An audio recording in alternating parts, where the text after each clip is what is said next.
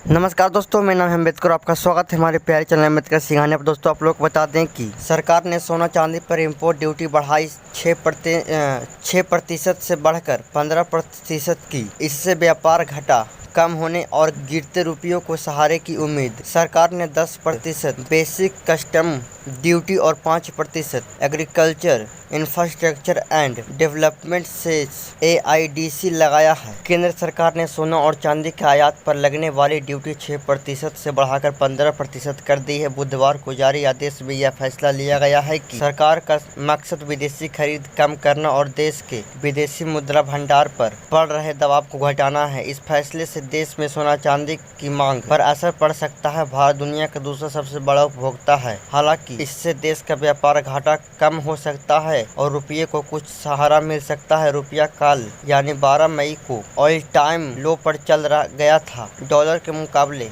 इसकी कीमत 95.50 हो गई है। सरकार ने सोने पर 10% बेसिक कस्टम ड्यूटी और 5% agriculture infrastructure and development cess AIDC लगाया है। इस तरह कुल प्रभावित टैक्स 15% हो गया है। इससे पहले 2024 के बीच में टैरिफ घटकर 6% किया गया था। ग्लोबल डिमांड में भारत की 26% हिस्सेदारी। आप लोगों को बता दें कि भारत दुनिया में सोने का दूसरा सबसे बड़ा खरीदार है। वहीं पहले नंबर की बात करें तो वह चीन है, क्योंकि जनसंख्या के हिसाब से भारत और चीन दुनिया के सबसे महत्वपूर्ण राज्य हैं और उपभोक्ता भी। जून 2025 में भारत में सिक्के और बार की मांग 23.9% से बढ़कर 32% हो गई है। टैक्स बढ़ने से तस्करी बढ़ने की संभावना। वहीं इंडस्ट्री से जुड़े लोगों का कहना है कि टैक्स बढ़ने से तस्करी बढ़ सकती है। इससे पहले जब ड्यूटी कम की गई थी तब स्मगलिंग में कमी आई थी। India Boolean and jewellers association के नेशनल सेक्रेटरी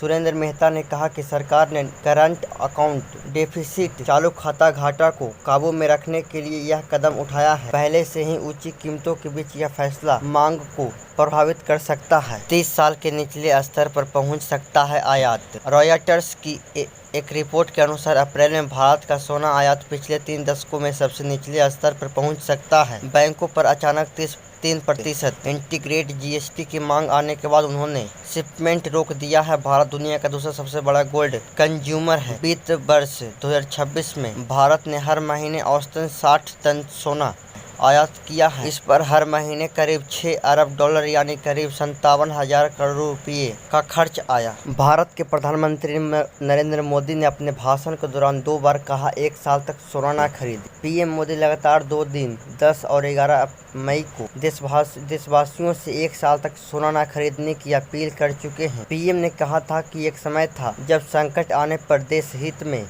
लोग सोना दान देते थे। आज दान की जरूरत नहीं है, लेकिन देश हित में हमें यह तय करना होगा कि साल भर तक घर में कोई कार्यक्रम हो हम सोने के गहने नहीं खरीदेंगे। विदेशी मुद्रा बचाने के लिए हमारी देशभक्ति हमें चुनौती दे रही है और हमें यह स्वीकार करके विदेशी मुद्रा बचानी होगी। अब जान लेते हैं आखिर ऐसा हुआ क्यों भारत के प्रधानमंत्री अपने देशवासियों से कह रहे हैं कि सोना ना खरीदें। तो दोस्तों आप लोगों को बता दें भारत अपने इस्तेमाल का करीब 99% सोना विदेश से ही खरीदता है। 2025-26 में सोने का ये इम्पोर्ट बिल करीब 6.4 लाख करोड़ रुपये का था। विदेश में खरीदे जाने वाले सामान के कुल खर्चे में 9% हिस्सेदारी के साथ सोना दूसरे नंबर पर है। मोदी की इस अपील के बाद 11 मई को कल्याण ज्वेलर्स और सेनको गोल्ड के शेयर 10 से 10% तक छूटे थे। देश की सबसे बड़ी ज्वेलरी कंपनी टाइटन के शेयर में 7% की गिरावट आई।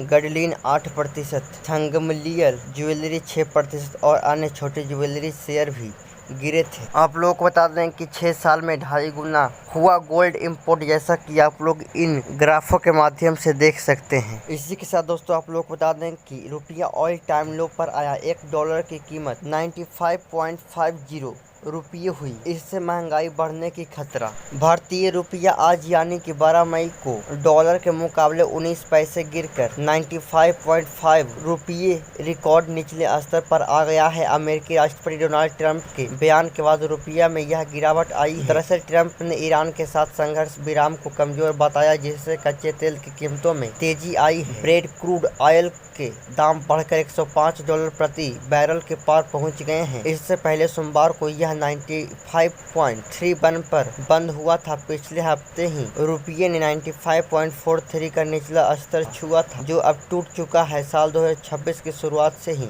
रुपया दबाव में है। पिछले साल दिसंबर 2025 में पहली बार रुपये 90 के स्तर के पार गया था।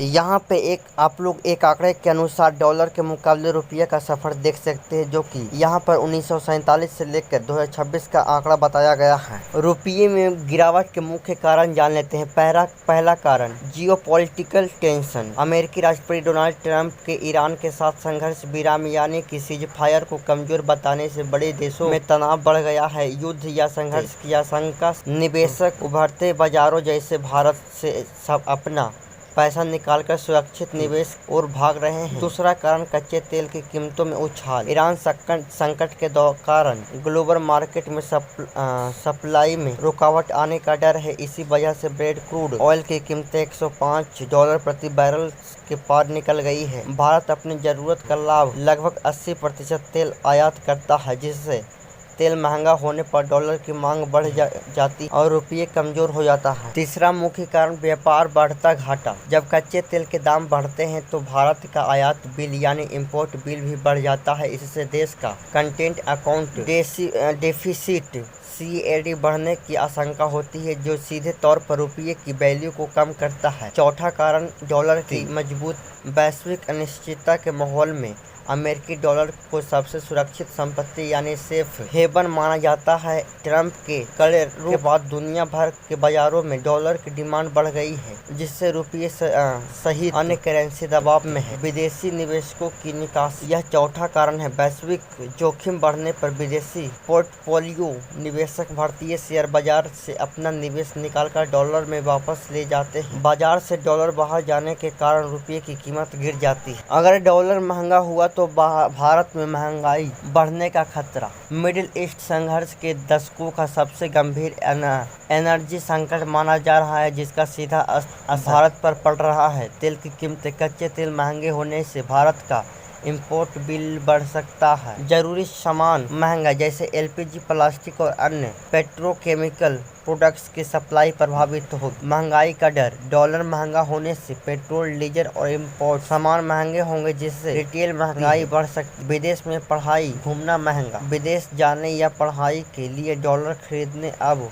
ज्यादा रुपया खर्च करने होंगे। इलेक्ट्रॉनिक्स महंगे हो सकते हैं। मोबाइल, लैपटॉप और आयातित पार्ट्स महंगे हो सकते हैं, क्योंकि भुगतान डॉलर में होता है। आप लोगों को बता दें कि रुपया कमजोर होने से महंगाई बढ़ेगी। नुकसान। विदेश में यात्रा, पढ़ाई, इलेक्ट्रॉनिक सामान, कच्चे तेल, विदेशी निवेश महंगा होगा। फायदे की बात करें तो सामान एक्सपोर्ट करने पर ज्यादा रुपये मिलेंगे। भारत आने वाले टूरिस्ट के लिए ट्रेवल सस्ता। मेडिकल टूरिज्म को बढ़ावा मिलेगा। डॉलर भेजने पर ज्यादा पैसे मिलेंगे। भारत पर असर। PM मोदी ने की संयम बरतने की अपील। भारत अपनी तेल जरूरतों का 85% हिस्सा आयात करता है, इसलिए कच्चे तेल की बढ़ती कीमतें देश के लिए चिंता का विषय है। प्रधानमंत्री नरेंद्र मोदी ने भी नागरिकों से ईंधन की खपत और सोने की खरीद में संयम बरतने की अपील की है, ताकि अर्थव्यवस्था पर पड़ने वाला दबाव को कम किया जा सके। ट्रेडर्स का मानना है कि आने वाले समय में रुपये में और गिरावट देखी जा सकती है। अब जान लेते हैं करेंसी की कीमतें कैसे तय होगी। डॉलर के मुकाबले किसी करेंसी की वैल्यू घटे तो उसे मुद्रा का गिरना या कमजोरी करेंसी डेप्रिसिएशन कहते हैं। हर देश के पास फॉरेन करेंसी रिजर्व होता है, जिससे इंटरनेशनल ट्रांजैक्शन होते हैं। इससे इसके घटने बढ़ने का असर करेंसी पर पड़ता है। अगर भारत के फॉरेन रिजर्व में डॉलर पर्याप्त होंगे तो रुपया स्थिर रहेगा। डॉलर घटे तो रुपया कमजोर, बढ़े तो मजबूत होगा। तो दोस्तों आज के लिए बस इतना ही। धन्यवाद।